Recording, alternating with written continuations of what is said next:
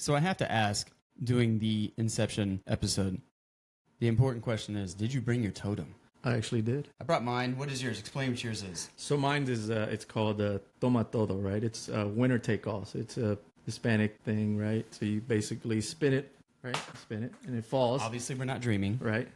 So it falls on a certain thing, and then depending on what it falls on, you take. There's coins in the middle. You take one coin, you take two coins, or you take all the coins. That's the point, to get all the coins to take the pot. So it's kind of like gambling. Well, I brought mine. Yeah, what's yours? It's a D&D die, 20-sided. Nice. It's loaded like Arthur's. It's low, so I know okay. how it falls. It always falls on 0. How much it weighs. Yeah. You know how much it weighs? Okay. It always falls on 0, which if you play D&D is not very good. But it's good for me because now I know I'm not in a dream. Exactly. So had you not brought a totem, I thought thematically you would have appreciated this. Boba Fett. Boba Fett. I would have given you a little bit of time to study it and make sure that even the architect in the dream could mimic this perfectly. If you want to go ahead and touch that, Boba Fett. Had you have not brought your totem, I would have given that to you as your totem. Well, good thing I did. Good thing you did, because if you didn't... I mean, we could have been in a dream right now, and I would never know. Wait, what? Where's my totem?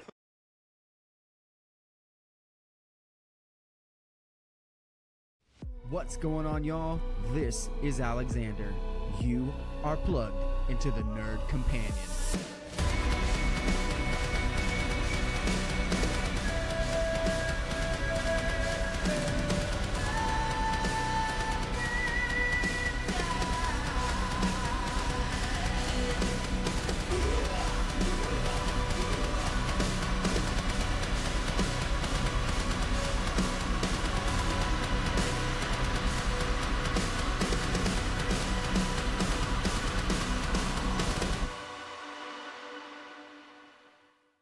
What's going on, y'all? This is Alexander from the Nerd Companion. Thank you for plugging in. This episode is going to be about one of my favorite movies, Inception. And by popular demand, I bring back the legendary Victor. It's great to be back, man. Thanks for the invite. When you told me, hey, you want to do a podcast about Inception, where do I sign? Where do I sign? Yeah, where do I You sign? need blood? No. Yeah. I had already signed in blood. This movie was I mean, good. it's in my top 10. It's in my top 10. For sure. Yeah, for sure. Top 10. Top 10. Prior to this movie, Yeah.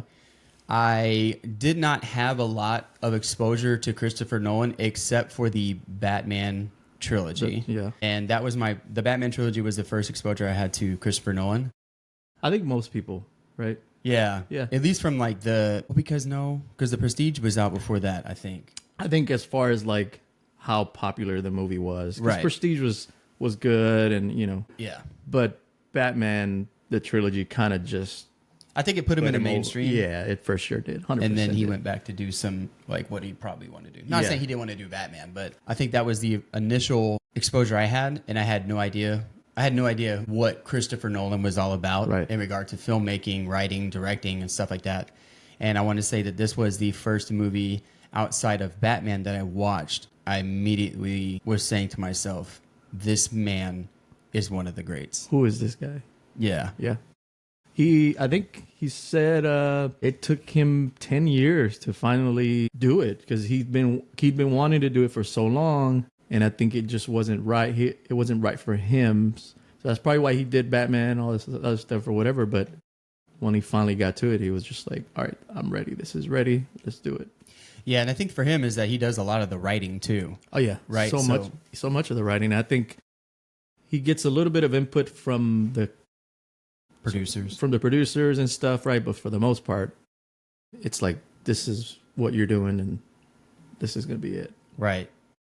Coming up with an idea or inception or having something grow, like when you're trying to write, that can take years it could take a year itself just to write out a rough draft. And then from there going in and trying to refine it in so many different ways, and then even on your third draft, you're like, oh no, I need to add this because, this, and you do end up rewriting it. I'm not sure how that process went for him, but 10 years. It's like, why would you want to go watch something that took a year to do? Unless you're just Not saying that he's A genius. super genius, which I mean, I would even argue to say that Nolan is probably one of the greatest writer directors in filmmaking. Yeah. Period. I don't care what you say. I put him up there with Up there with Tarantino, Scorsese. Yeah. And he hasn't done. I mean, I don't know about Tarantino, but Scorsese's got like a plethora of movies that he's done, and Nolan doesn't even have maybe half of that stuff. And for him to have not as many movies and already be in that realm with those type of directors, it's Right. I mean, it's an accomplishment. I think even Tarantino said he's only making 10 films.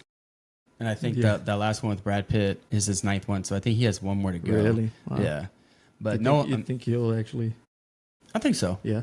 Yeah. He seems like the kind of person who's like, no, I'm doing 10, I'm gone. And that's it. Unless something just hits him and he's like, no, we got to do this one. Yeah. But yeah, Nolan to me is one of the greats. Every single one of his movies has been absolutely amazing. Has there been some that I've enjoyed less than others? Certainly, the ones that I like the least stand well above most movies that I see.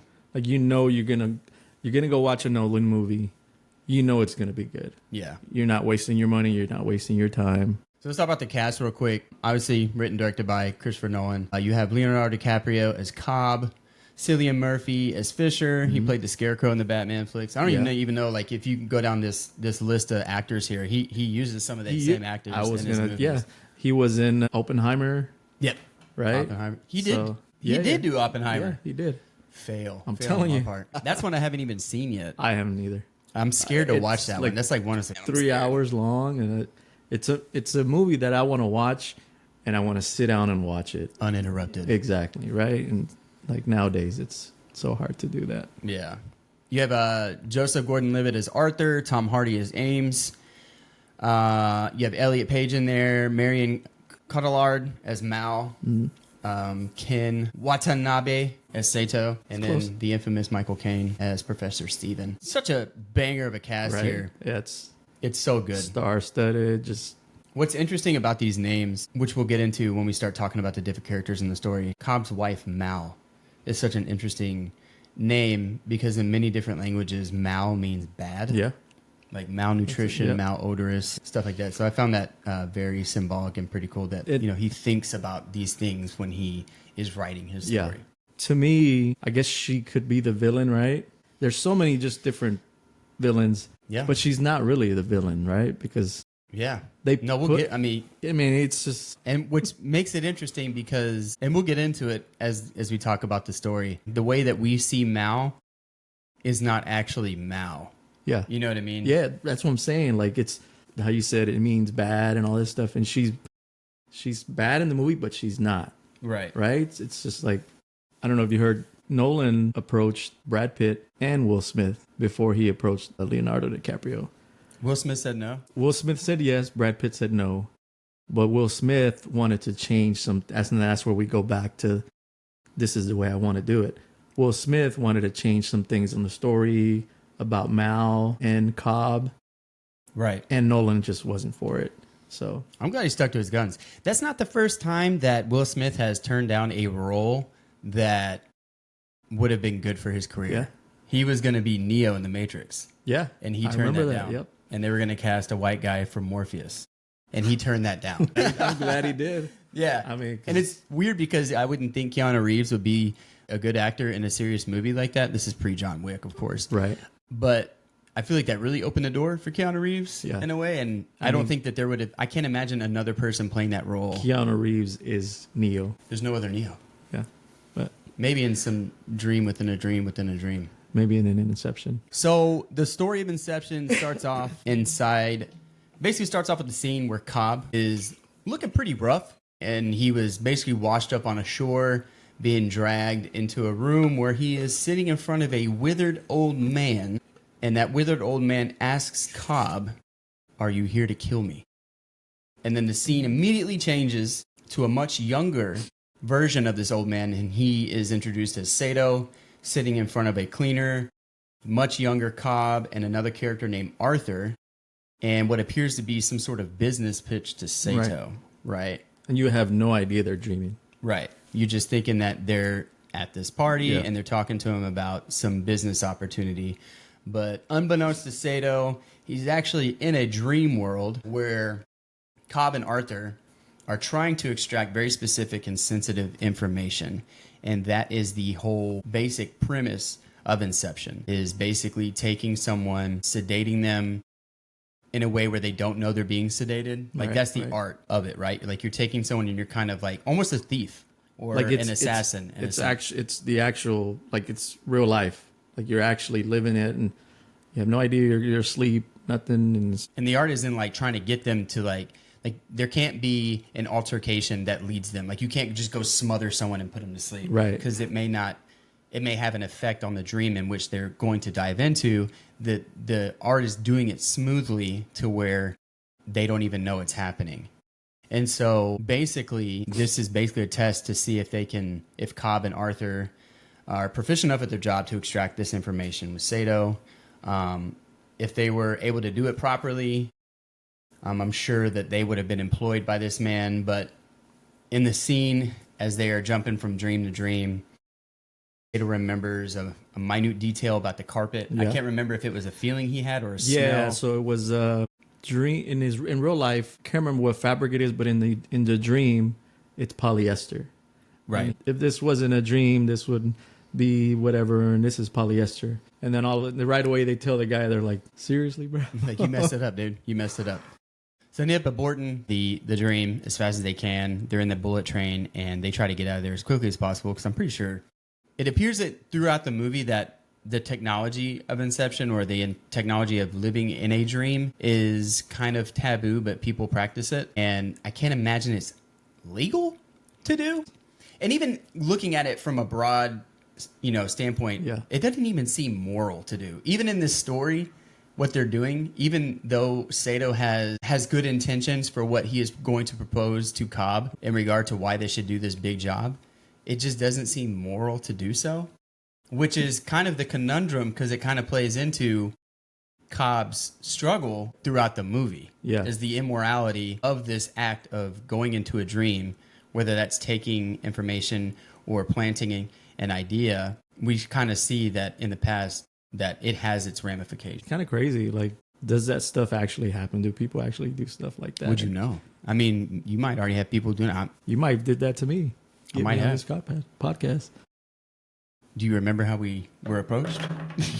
As he spins the top nervously. Does he already know that he's gonna do all this stuff? Because Who? Sato, because he's like, oh, we need to buy more tickets on the plane. Because I'm not sure if I missed it in the movie, but does it explain why Cobb is inside Sato's mind at this point? Because obviously they don't want to be found. They left the train in a hurry after they failed. But was there some sort of prearrangement with Sato? You have an opportunity to incept me, do your best. So I thought it was Because it seems like Cobb approached him. right. So I thought it was them trying to extract information from him without him knowing.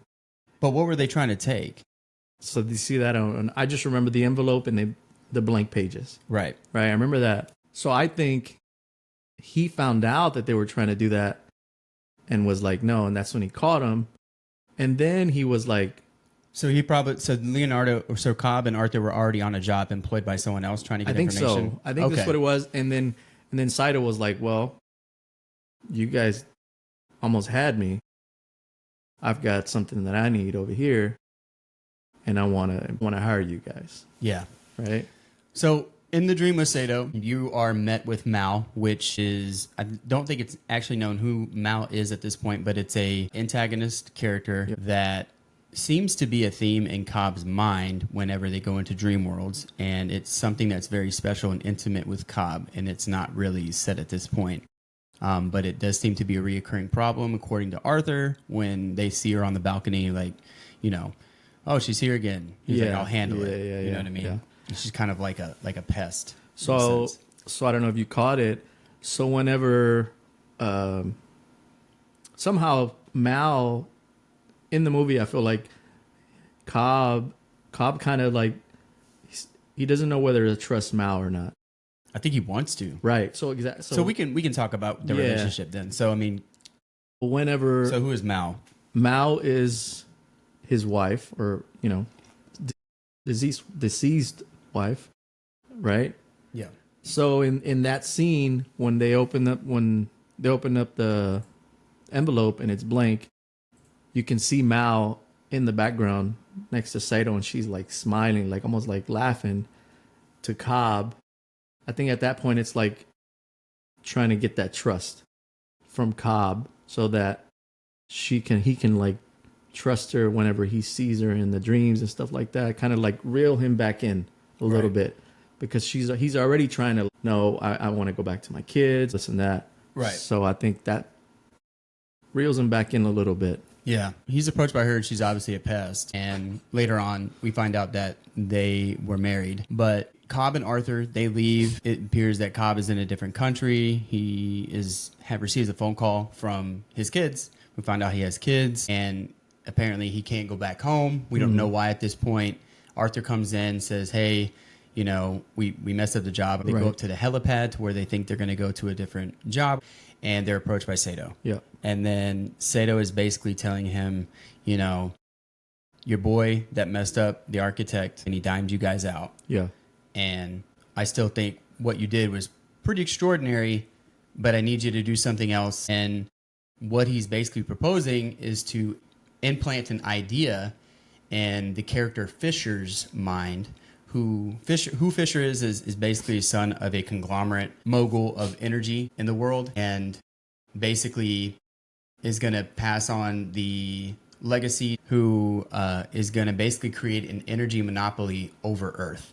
And so Sato, being a mogul himself in the energy sector, doesn't want that to happen because it'll create a monopoly. And you already know how monopolies work, and economies. It's not good. You know, people need options. Whenever you put that much power into a corporation, you're too dependent on that corporation. It takes real reality themes that we looked at in real life, and kind of puts that element into the story. And so even though Sato's, you know, on his moral high ground, has a good idea and probably would benefit humanity, we're still left with this moral decision. Is this right to do, to plant an idea? Arthur says it's impossible, but Cobb, we don't know the extent, but he tells him it is possible. And he doesn't go into how he knows it's possible, but he knows that it's possible, it can be done. And then Sato says, if you do this job, you can go back stateside and see your kids again. Yeah. So we know that Cobb has done something bad and he cannot go back. He can't just walk back in stateside because he's a wanted man. So that's the incentive for Cobb to want to do this. I don't want to do it, but so it's because apparently they pin the murder on Cobb, that he murdered his wife. Right. Which we'll get into when we talk about, you know, Mao's, who she is, and the story of how all that happened. Yeah. I mean, we can get right into that. So tell us about like the little brief background on Mao and Cobb and what they were trying to do when they were running these experiments and you know, experimenting on the Inception technology. I mean, they were just trying to extract information from people, and somehow the thing that confuses me, the whole window scene, right, where what window scene? She jumps out of the right. Okay. So let's backtrack. She is the real life, right? Is it? That's what I'm saying. So I'm assuming it is, right? Because she dies. But are they in a dream? Let's backtrack. So you're confused as to if they're in a dream in that scene. So I think that's part of the movie for me, where I'm like, wait, where are they in a dream? Because she's like, if I jump, will I die? Right? I'll wake up. Right. But she doesn't wake up. She dies. So they were in real life. It's presumed so. Right? Okay. Unless Leonardo didn't kill himself and he's forever stuck in a dream. Who thinks he's diving into dreams, into other dreams, but he's actually not. And I think that's the paradox of the entire story, right? Like, what is reality? What is dreams? Which is my favorite theme in this movie, because the question is always, is this scene that I'm watching here a dream, or is this reality? Yeah. And so you don't really understand the magnitude of that question until we get deeper into the movie.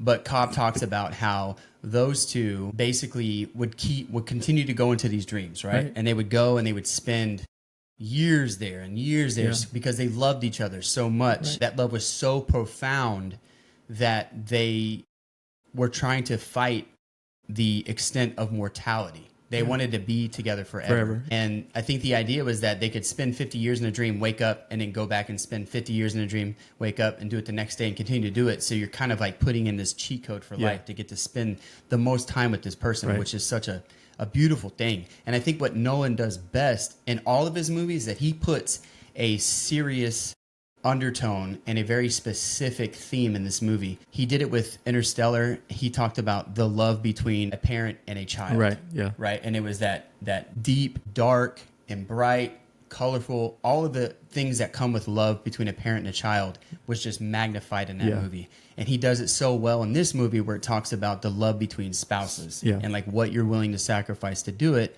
whether that means insanity or yeah, I mean, I think for Mal, she kind of loses. Is this real or is this? Because it's been so long there. Right, exactly. So at that point, it's like she's just so used to just living this dream life that it's like gonna be forever and this and that. And I think that's to the point where she's like, if I jump, will I die? Like, right. You know, I think it also, you know, not to get too serious with it, but when you talk about like the mechanics of the brain, when you talk about like addiction with like drugs or gambling or drinking, like anything, like it rewires your brain with like a dopamine response, and you need to have it. You have to have that high. You got to have that feeling that, you know, oh man, I loved how I felt when I was in that specific dream. Right. I want to feel that again. And in those dreams, they can create things like gods, like you mentioned. Like you can get into these dreams. You could build buildings. You can lose yourself.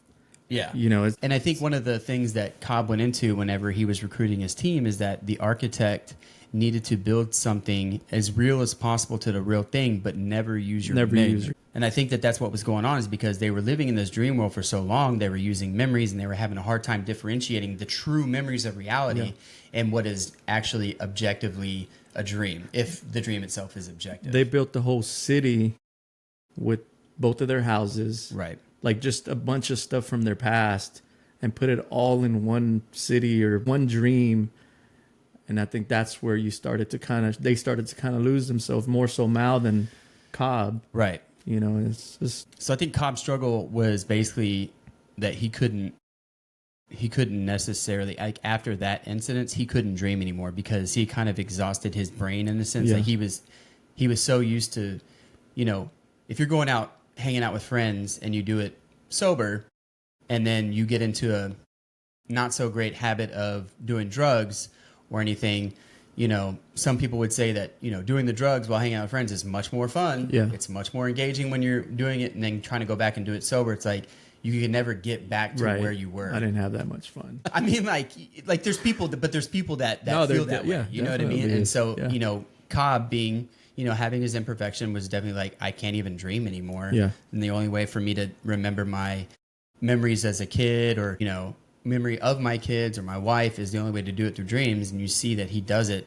all the time through the technology of Inception to go back and live those good moments. And I think that's his crux, essentially. So, you know, Mal having a harder time distinguishing what's real and what's not, because now we're putting these real memories in the dream, and she's having a hard time differentiating what's real, because now she's having these connections of memories that were real inside of a dream world. And I think 50 years of that just kind of compounded, and she just couldn't do it anymore. It's pretty sad, man. It's really sad, and no one's good at that. And Leo Cobb, when that happens, when she jumps, he just completely breaks down. Like no, you know, he loses it. Right. So that's so they get back out, and then because he planted the idea that this dream world, and that was the thing, is that, you know, Cobb is saying you can plan an idea, but it has ramifications. Right. And he doesn't tell his team that until they actually find out for themselves, basically. Yeah. You know, through Paige's character. Yeah. So he knows that it can be done because he did it to his wife. He told her that while in this dream world, this isn't real, and didn't understand that would be a theme whenever she actually came back to the real world. So they come out, and now she's like struggling with these like dual lives that have happened, and she can't differentiate what's real and what's not. She's aware that there's a dream world. She's aware that's reality, but she can't differentiate which is which. Right. She's contemplating suicide. You know, Cobb is just trying to, you know, remind her, like, our kids are here. Like, this is the life that we need to be in. And it basically leads up to that scene where she is completely convinced that the world, the actual reality, is a dream. Yeah. And she wants to get back because she has now associated real memories in the dream world to actually being real. And she believes, at least the mechanic of Inception, is that if you die while in Inception, you wake up in reality. Right. And so that's the scene, is that she's, set up this romantic anniversary, Yeah. and this could be our ritual to get back to real life. Like, how poetic is that? Yeah, and it was in that hotel room was when that was their 1 year anniversary or something like that. There was a meaning to that hotel room. Yeah. And so she basically held him hostage. And basically Mal reveals that she had planted a letter saying that, he had murdered her, basically forcing his hand because he was going to be a wanted man. And he's like, you might as well just jump and join me in the real world because this dream world that you're living in, which was reality, you're a wanted man and you can't go see your kids anyway. Yeah. So she kind of put him in a spot. She kills herself. And now he's left with... he's stuck. He's stuck because now he's stateside. He's a wanted man. People think that he killed his wife. Yeah. And now he's on the run. And so that's why we find out that why it's so important for Cobb to get back to see his kids, because he hasn't been stateside for seems to be a couple years. It appears that his dad, which was the professor, who kind of is showing a little more mercy. Yeah, Mal's dad, right? Yeah. Is that Mal's dad? Yeah, it's Mal's dad. So you get why Cobb can't go back and why it's so important for him to go back. Like, he can't just walk back into stateside because he's a wanted man. So that's why they take this job. But he was initially a little reluctant to put the idea in because he understands of what it could lead to. Yeah. But I think he's just like, well, I can go back and see my kids. Exactly. I don't care what happens. And it goes, you're going to do anything for your kids. Takes doing what he had to do. Then ends up being the reason why they take the job. And so the premise of it is basically just trying to plant the idea in Fisher's head that whenever the power gets to him, it's not so much like a power hungry energy company. Right.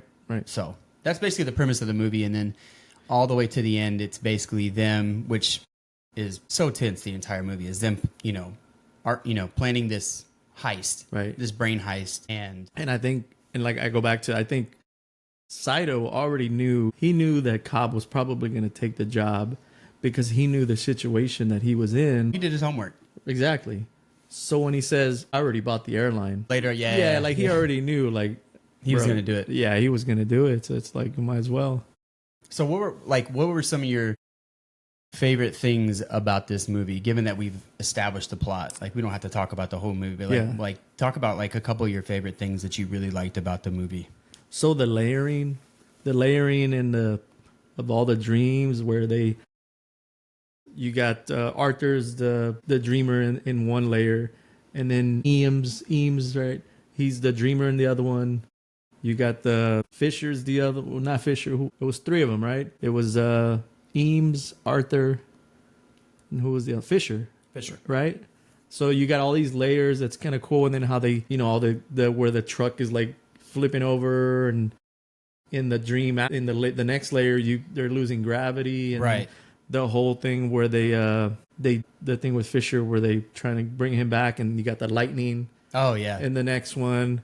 The rain, like the mechanics of the level above, right? Plays into the dream that they're in currently. That's just so cool, and then to think that they didn't CGI a lot of this stuff. I think the only thing they CGI'd was the buildings and all that stuff, but the gravity of the hallway in the hotel room, stuff like that. That was all like ropes. They think they even created. Did they really? Yeah, they created a actual hallway that spins. Oh my and they God. put ropes on them and everything to make it more real.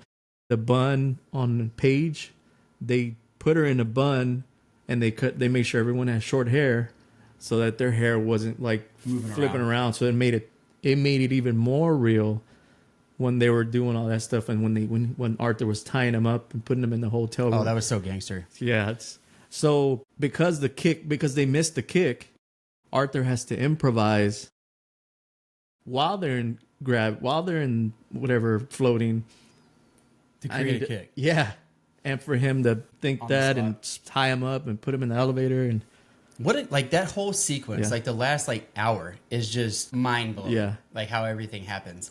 And they did such a good job of like going back to the van and like falling. And you're like, come on, I know, come on. Like, let's go. But, so- they so- could draw it out because Yeah. the mechanics of the dream is that 5 seconds in this dream is, I think- a couple days in this dream. And Yeah, I a couple think- days in this dream is 10 years in this Yeah. dream. Time slows. It says it on there. It's some, you can look it up, and it's like for 1 minute is 7 hours in the next one, and for 7, it says it on. You can Google it and whatever. But when the van is falling, I'm just like, man, that van is. It would have been falling. This is fake. But it's crazy, man. It's like that for me was really cool.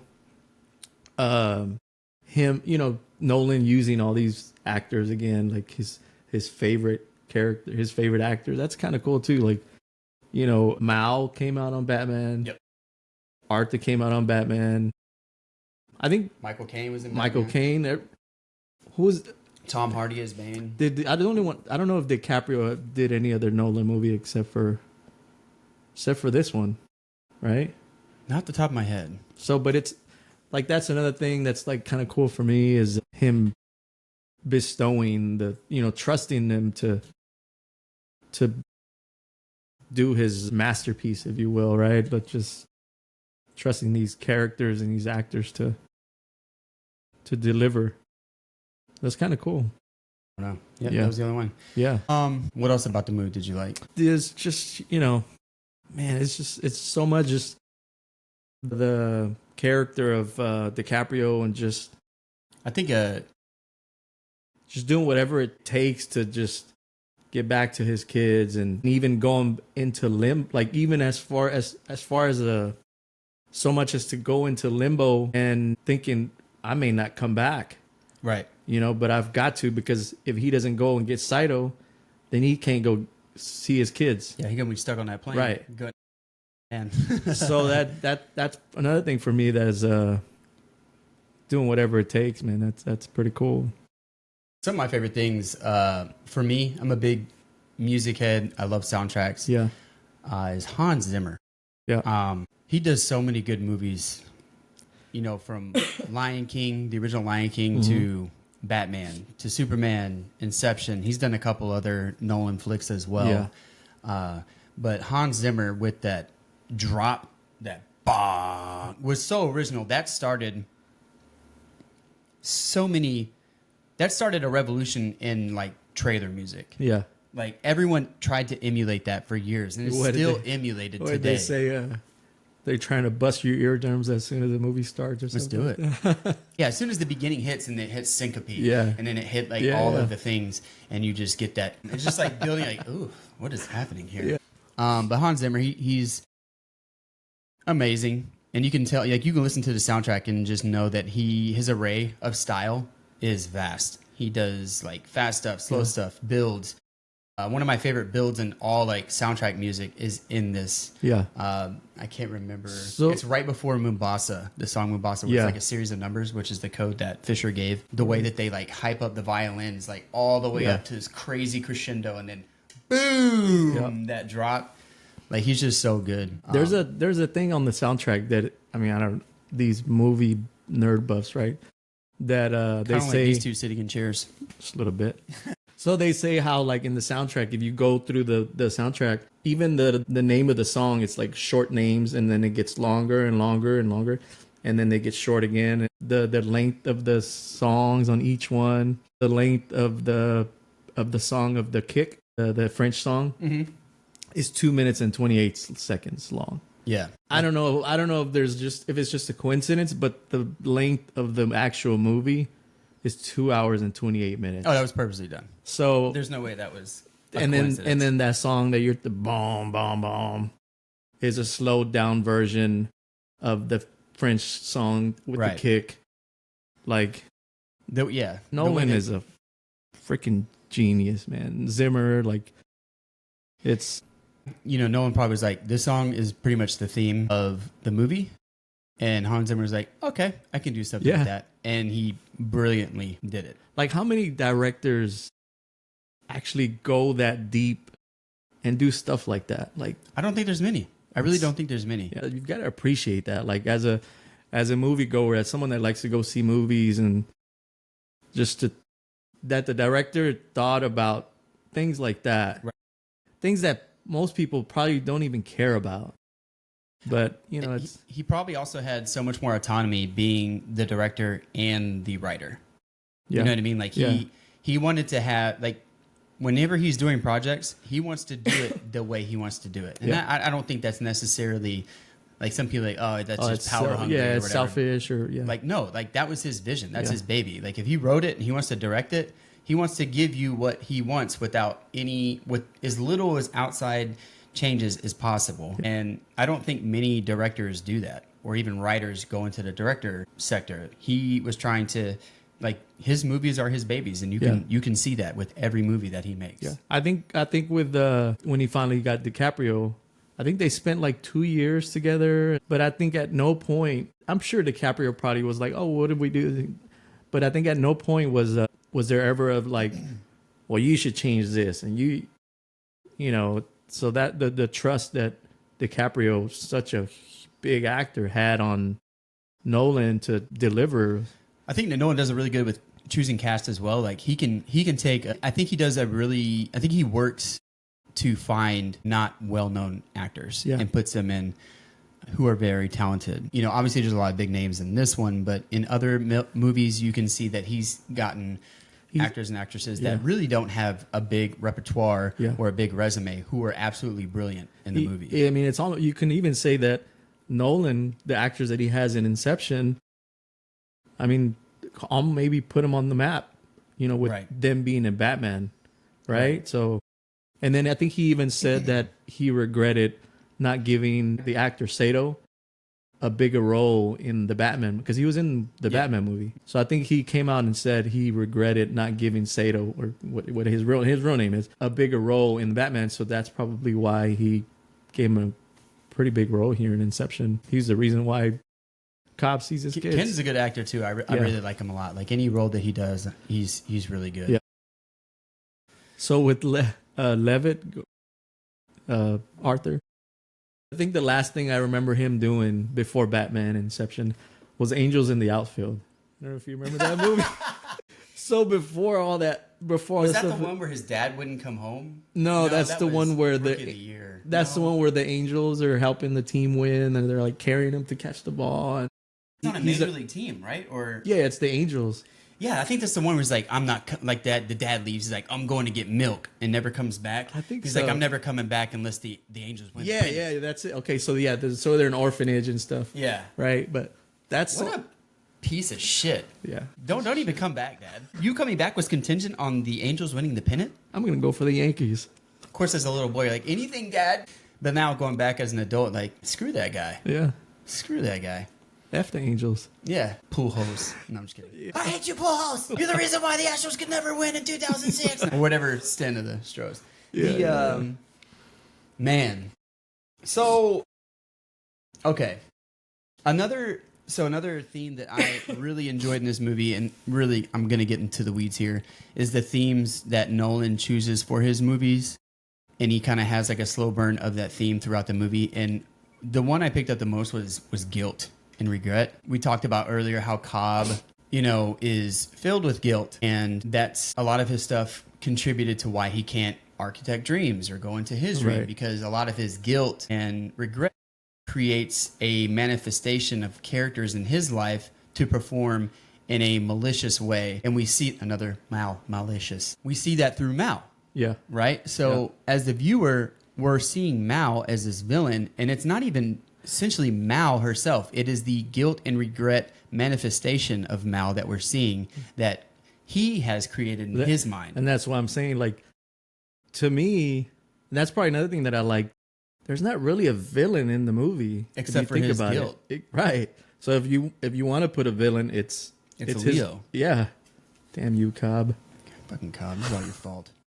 We were better off with Fisher running a conglomerate energy corporation, enslaving us.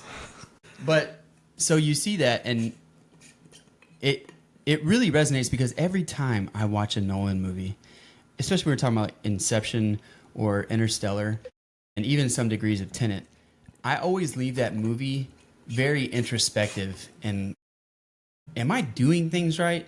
Because when I left that movie, one of my biggest fears in life is growing old and being filled with regret or Yeah. guilt. You know what I mean? I can't imagine a worse nightmare. I think a lot of people probably are like that in some way, right?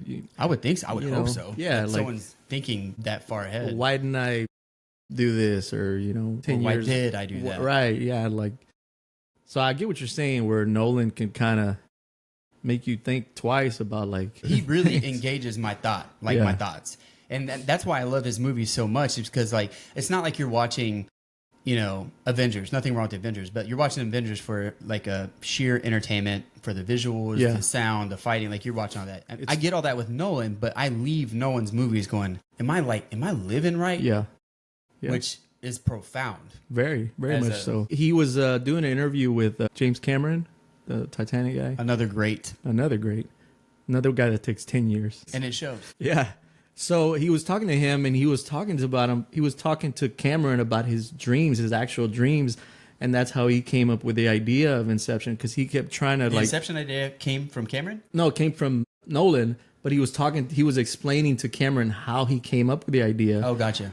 I bet That that's he a was good in interview. like that he was in like college, when he was in college or something like that, and he was like purposely trying to dream and remember his dreams, and then going back to try and change some of the. I mean, it's just Do you do that? Do you try to remember dreams when you have them? all the time. Yeah. So what's crazy is right before you asked me to do this podcast, me and my wife were having dinner, and she was like, "Man," she was like, "You woke up and you were talking in your dreams." I was like, and I don't ever remember any of my dreams. None? It's very rarely. Like, I can't remember stuff. So she's like, "Yeah, you were talking in your dream." I was like, "Really? What I said?" She was like, "You said you screamed out spider and you jumped." And as soon as she said that, instantly remembered what I dreamed. Like, it's Okay. crazy. I didn't remember. And she told me, I think, the very next day about it.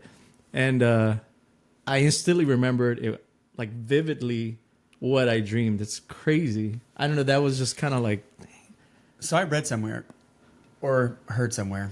It's probably BS. Or it could be real. I'm not if sure. it's on the internet, it's not BS. It's on Facebook. That if you wake up and before you move and do anything, that if you just lay there Yeah. awake and try to think about like what you were dreaming about, you have more chances of remembering before you get up and move and go than you would if you just got up and went. Got it. Yeah. Is like trying to sit there, like not even like to turn your head to like grab your phone. Like, and as turn off soon the as you alarm. wake up. Like as soon as you wake up, Yeah. open your eyes and just like don't move and just like think. Yeah. And so every time that, because when I wake up, I can remember segments of like little dreams, Right. and some will be really intense. And when I wake up with those images in my head, I purposely do not move. I purposely will sit there. I don't care what time it is, like what I have Yeah. to do, what deadline I have to meet, if I've got to be somewhere at a certain time, I will sit there and go, okay. Because like from a creative standpoint and things that like I'm trying to do outside of this, Yeah. I always use like that imagery or that emotion that I was feeling or anything to use for my creativity. Right. Right. So this movie to me is like, it means so much more to me than probably like an average person. Yeah. Of, the complexities and the power of dreams Yeah, in itself. yeah. So Yeah. You appreciate that Nolan went out of his way to think of this and just like, here's a movie, enjoy, instead of just like these movies that are whatever. You're like, oh, it was all right. Like, for Nolan, it's like, man, it's his baby. yeah, Right. it's crazy. I have dreamed before, and where it's like you kind of remember stuff, and you go back to sleep because you want to jump back into the dream that you were just in. Right. I don't know if you've ever done that, but I've done that a few times. Have you been able to go back? Me neither. I thought you were gonna tell me you could. I was like, you have a superpower. You have to share me. You have to share with me. Because you'll even have, like, for me, I'll even have nightmares that are terrible. Like the worst fears you can think of Yeah. as a dad or a husband. Yeah. And I know that it's fake when I wake up, but I'm like, I want to go back there. Like, even if it's terrible, like you witnessed your wife's death. Yeah.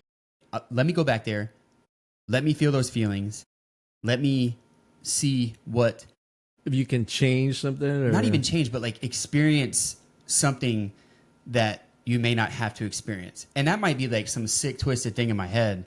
But, the stuff I'm doing outside the podcast, like I try to get those feelings. Yeah, So, yeah. those things can be more compelling when you're trying to, propose an idea or something like that. Like is to really feel those things, because not every day are you going to witness like crazy, tragic things or be haunted by some evil spirit or see some image that you were stuck in that was just so horrifying. Yeah. All you wanted to do was run. But, strangely enough, you just want to go back so you can experience the horror and the majesty of that endless imagination. 'Cause like you said, you don't get those feelings all the time. So you, oddly enough, want to experience some of those feelings sometimes, I guess. I don't Which know. is why Cobb always goes back. Yeah. Why Cobb always goes back to those dreams, right? Like he was trying to get back to the happy memories that he had. Yeah. Yeah. I've done I don't know if you've ever had, I mean, who doesn't get deja vu, right? I get deja vu. Right? Yeah. So it's like, where did this happen? Like, did I dream this? It's so weird, man. Do you ever get deja vu? And then, you know what they say, when you get deja vu, you got to change something. Because I've never heard that. Yeah. So You have to change it? You have to kind of like, so like, let's say right now I've got deja vu doing this podcast. Do some weird or like spill my water. So if it's something bad, if you don't change something, then something bad is gonna happen. I don't know. That's scary. I'm glad I never thought about that. Now you've planted that idea. So now when you get deja vu, you gotta like pick your nose or something like. As I do that. Okay, so I think we can go right into the ending of the movie and talk about the different theories. How much time do we get? Probably wrap it up in 10 minutes, I think, probably. Yeah, I mean, or just go as far as you think you need to go. So where do you think it ends? What do you think? So every time I watch the movie and everyone else is coming out of the dream because they got what they needed, and then Cobb is the choice: do I just go out with them or do I go deeper to get Sato? Which is the beginning scene of the movie. Are you here to kill me? And when he says that, he's like, old Sato is basically saying, was that line or are you here to write so that I may honor the arrangement? It's like that memory clicks. Yeah. He's like, he remembers why he's there because he's so deep in these dreams that he like is losing his sanity, and then he remembers, and then the scene immediately changes to him on the plane. Yeah. And in my head, every time I watch it, I'm always suspended in this doubt that he is not in reality. Like he is now just in a deeper level dream that he wants to stay in for the sake of staying with his kids, or that he was not able to save Sato. And so he just kind of went back into a different dream, or went deeper into a dream, and decided to stay there because the arrangement wasn't going to be honored. He didn't save Sato. So the best he was going to get is stay in this dream and ride the possibility he might go insane like his wife, just so that he could be with his wife and kids one last time. So when you're watching it and you're seeing all the characters and they're kind of like half acknowledging each other because they probably don't want to appear to, that they were all in on it or whatever. Did something illegal. Yeah. And then he gets home and he finally looks at his kids' faces and he twists the top and it cuts off because you don't know. Yeah. You don't know if it's real or not. So, I mean, there's multiple theories, right? Yeah. And we've probably all seen them. So when he spins the top, he sees his kids. You see this top spinning. So every time in the movie before that, when he spins the top, I think there was even a scene where he has a gun and he spins the top and he right away gets on the defense, puts the gun, and he waits for the top to stop spinning. So once it stops spinning, puts the guns down. Okay, we're in reality. Every single time he spins it, he waits for it to stop or not. So in the end, he spins it, sees his kids, goes straight for him, doesn't even turn back to see if the top stops spinning or not.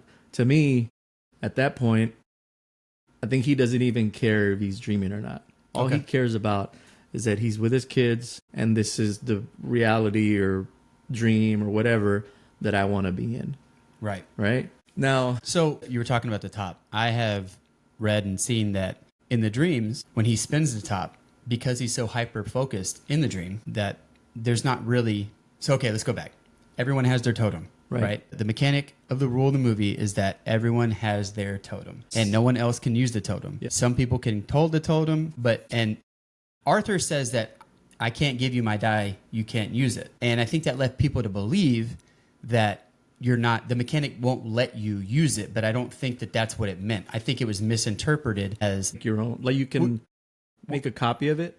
well, you can make a copy of it or you can hold it, but I think what he was saying is that I can't give it to you because once you understand how my totem works, if we were to go into your dream world, you would mimic my totem. Exactly. And I wouldn't be able to tell the difference. Right. So that's why you can't use it. So he's using the top, which we find out that it was Mal's. Right. So it's not even his totem. Right.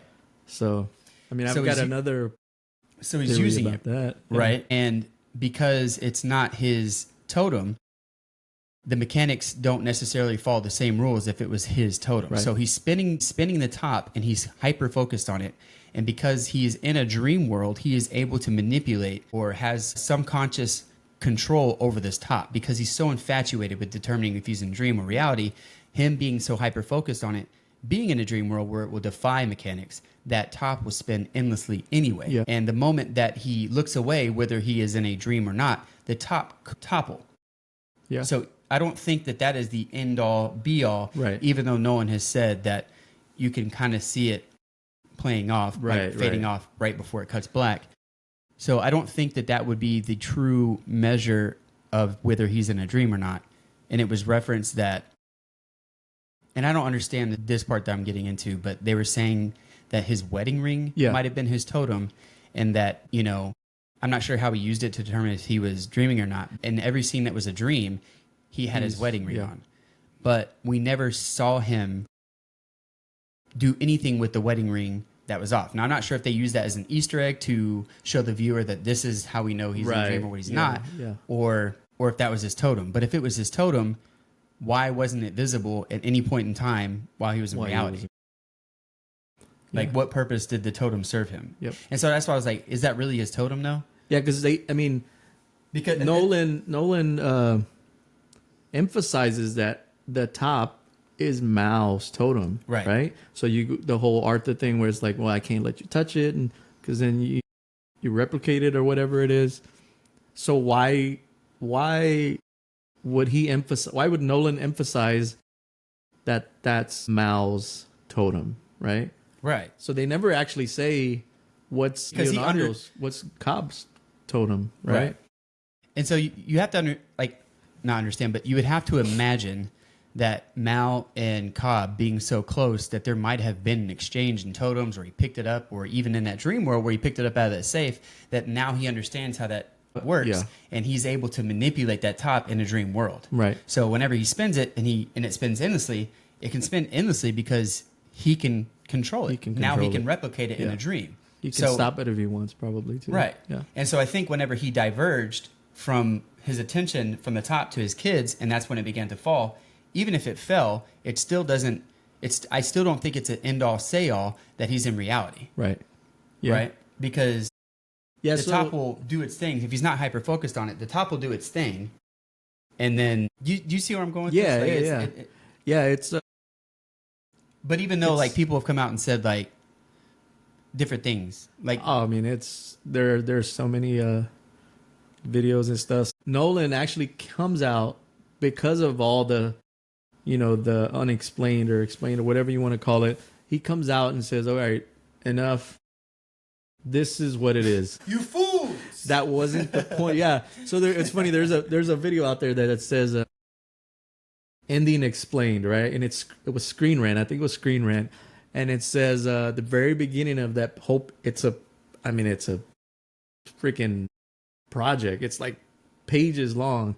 So in the very beginning of that paragraph, it says Nolan comes out and says the point of the movie is not whether he's dreaming or reality. The point of the movie is for you to understand your reality that you're in, and if that's the reality you want to be in or dream, whatever, then that's what it is. That's your reality. It doesn't matter what anybody else says or thinks. Your reality is the perception of things that you intake Exactly. in your brain to respond. So it's funny in that whole thing, it says that, and then they still come out with all these. But are you still stuck? Yeah. I think the whole point of it was not to get you to find out the answer. It was the answer that you wanted, because the answer that you wanted for yourself is the same entitlement that Cobb has when he decides this is real or not. Yeah. Right? Like, Yeah. as the viewer, you're entitled to believe what you want because I don't tell you what's real and what's not. Right. Is the same entitlement that Leo has, that he decides whether this is real or not. Right. Have you heard the Michael Caine theory? I have. Okay. I have. Yeah. Where he says, what did he, I think while he was reading the script, right, or something, he asked Nolan, where in my parts am I in reality and where am I in the dream? And I think Nolan tells Caine, every time you come out in the movie, it's reality. And I think that's the defining I think so too. thing. If he's coming out and saying that, that's the defining thing, Yeah. which would lead most viewers to say that this is actually reality. Yeah. Right. And then even the wedding band theory, you know, Which makes a lot of he sense. doesn't too, have it yeah. in the plane. Right. And I don't know if they try to get a clear shot with him in the room with the kids, but you don't clearly see Yeah. it. So it's stated he didn't have it. Yeah, I think when he's putting the top down, it's it's on his left. When he's putting the top down, you can see it, and he doesn't have it on. But you can see his left hand, and he doesn't have it on when he's spinning the top. I mean, there you go. If those are the mechanics, that's it. My only question is like, what were you going to say? I'm sorry. No, I'm with Nolan. Like it wasn't until you asked me about this podcast where I was like, I dove more into it, and I was like, is it real or not? Before that, I didn't even care. Like all I cared about was that he got to go back with his kids. Yeah. That's But the even thing but for even me. in a way, and that could be because we're sane and we don't have that technology. That Yeah. there's something haunting about the fact that he's still choosing to live in a world. Yeah. And he can't accept. Right. He can't accept the tragedy that happened in his life, and he cannot move on. Yeah. Like there's something haunting about that. It is, man. It's pretty crazy. Heavy. Yeah. It's very heavy. Yeah. My only question is about the wedding band is like, what purpose did it serve as a totem? Like if everyone's saying that's like me trying to debunk the theory that the wedding ring is a totem. Like surely Maybe- it's an Easter egg for the viewer to see, to make a connection that this is the difference between reality and dreams. Yeah. I don't understand stretching the idea that was his totem, because Maybe it was Where- more for Mal to see. Maybe it was more for because she would probably love him more, trust him more if she saw that he always had or his- guilt that he took it off. Right? Yeah. Or yeah. Like he's right. not, Like he's not- if she were to see him without it, because she's always coming in the dreams. right, she would maybe be like, "What's going on? What is this? Do you not want to be here with me? Yeah. Yeah.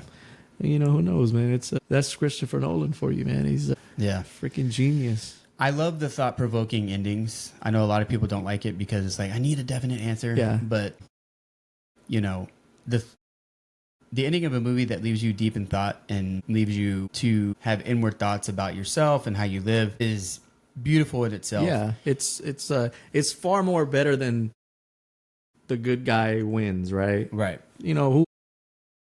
All the movies are like that. Like, oh, in the end, you can go see a movie. Oh, I already know how it's gonna end, Right. right? Yeah. So for Nolan to do this and kind of do that at the end, it was like, that's pretty cool. Makes you Yeah. want to go see it again too. It's definitely rewatchable Yeah. every Yeah. single time, because you might catch something. There were certain things yeah. that I caught the multiple playthroughs that I said, I didn't even notice that. Like Yeah. even the whole beginning scene where he's talking to old Sato. Yeah, Like I didn't even remember that scene. I didn't was either. like going, oh, yeah, this is interesting. I didn't catch that the first time. yeah.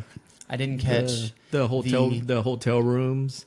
The number of the hotel rooms are like his anniversary, or no, was it this is super crazy Easter eggs, right? The number of the cabs are the anniversary. The train that crashes into downtown says the number 2503 or something Yeah. like that.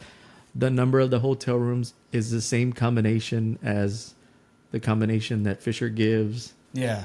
I mean, just Like I was thinking when I watched the movie that, maybe Mal was right about everything. Yeah. As you were saying before, when you were saying you weren't sure if Mal jumping off was yeah, was reality or dream, because at the end of the day, you're watching this movie through the perception of Cobb, right? right? and you don't really get Mao's, objective story. You only get it through the emotions through Cobb. So we have no idea that, Cobb could have went insane. Yeah. And Mao tried to get him out. And this was just another level of him doing it. And, Cobb is living this tortured life where he's just trying to get back to his kids, and Mao is seeing him, and Mao's trying to get him out. And they're still plugged in, right? Like both still plugged in somewhere. And Mao's like trying to do everything that she can to like, get him out. Like, you're torturing yourself. I did this to get us out. You weren't listening, and then you go back into these memories that you're not supposed to be going into. Like, you're torturing yourself. Please wake up. Yeah. And so I'm left with like, maybe Mao was right in a sense. But imagine if 10, 15, 20 years down, Nolan comes out and is like, says that. He'd be such a troll if he did that. I know I previously came out and stated that this was it, but this is it. And he like runs away like near neck goes crazy. He just goes into hiding. Oh man. What do you rate this movie? 0 out of 10. 0 out of 10. Just doing okay. So I'm not gonna rate it as high because when you watch the movie for the very first time, it is confusing AF. Like, it's just like, what are they talking about? So if you just watch it one time, it's probably like a 7, 6.5. I would say about 6.6. Would you say that watching the movie the first time, do you think it had... So you watched the movie one time. Do you think it had any rewatch value? Oh, yeah. Definitely did, because you want to go back and watch it because you're still a little confused as to what the heck is going on. So after watching it again, it goes... Overall, like, if I watch it a bunch of times and I understand it, I know what's going on, I'm going to give it about a 7.7. Let's go with the 7.7. Yeah. I think the rewatch value should play into account. Yeah. I think... So if it's somebody that doesn't like watching movies over and over, or I've already watched it, I'm not going to watch it again, then you're never going to catch everything. You're not going to understand the movie. You're going to watch it and be like, oh, I don't know, it's just about dreams. It's literally sci-fi Den of Thieves. But no, man, it's highly recommended. Definitely watch it more than once, for sure. Yeah. 7.7. Star-studded cast. Christopher Nolan. Man. What else could you ask for? I don't know. Another Nolan flick. Right. Which we're going to get. We're going to get Homer, the Odyssey. Yeah. Which is going to be pretty good. Yeah. I give this movie... So I'm very strict on my movies and my ratings for things. I say that over and over again. Mm-hmm. With that being said, I give this movie a 9. 9. I give it a 9. Okay. Yeah. I purposely wanted to choose a movie that I thought really meant something to me because I don't want people thinking, because I usually give like high 7s, low 8s for movies. And I don't particularly believe that there's a perfect movie. There's some that come close. I've got one perfect movie. What is that? Back to the Future. We'll get into that later. I give it a 9. The music to me was phenomenal. The cast was phenomenal. Yeah. The sequences in the movies, the depth of emotions, the depth and complexity of the mechanics that the theme of the movie, the Inception, like going into dreams, like upheld true. I didn't feel like there was any rule that was kind of like broken or bent. Right. The only thing I didn't understand was shocking, like coming from the medical field, and I was like, the dude got shot in the chest, and you just shocked him, and he's magically back alive. Not just that, but he waited to shock him. Well, I think they needed time, right? But then again, okay, I guess you could say right in that reality, time's going so slow. Maybe that's what it is. Yeah, because he puts the stuff on him, but he doesn't shock him until a little bit after. Right.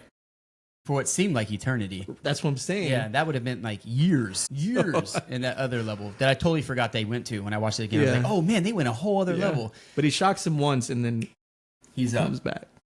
Which, yeah. So who cares?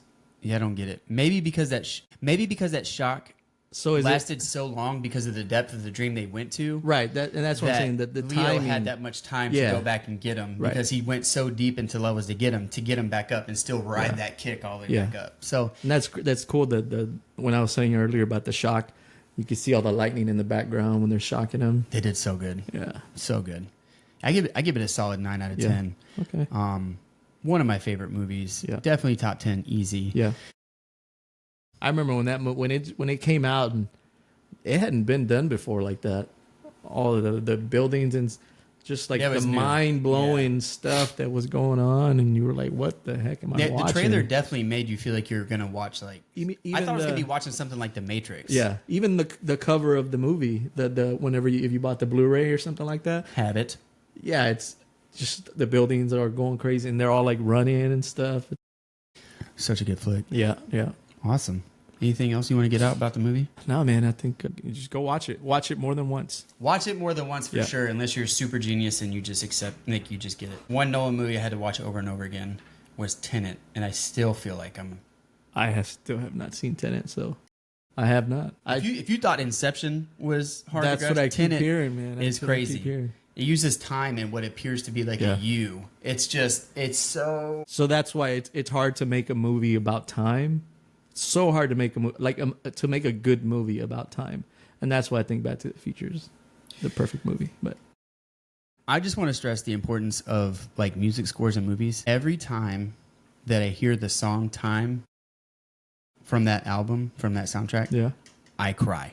really, I cry. I'm gonna have to go listen to it. Yeah, because it plays like right there at the end when he's walking into the house and seeing Yeah. his kids and like having that and just being in that moment and knowing that that moment's not going to last forever, that I'm going to die, they're going to get old and die, my wife's going to die. Like it's always just about like Yeah. seizing the freaking moment. Yeah.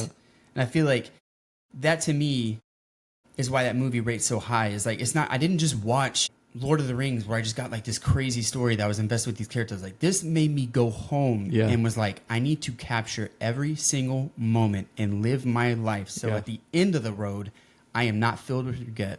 I am not filled with guilt. And that to me is so profound. I was Yeah. just, it really, if a movie can do that, make you think something and apply something in your life, you can't even put a measure or value.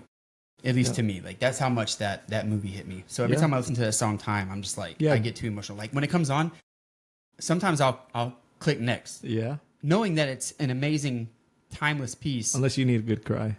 Yeah, sometimes, yeah, but yeah, every single time I get emotional, Yeah. and I need like 20 minutes to calm down. Like I'll need to put I need to put something stupid on, like Yeah. like a stupid comedy Yeah. that's just terrible.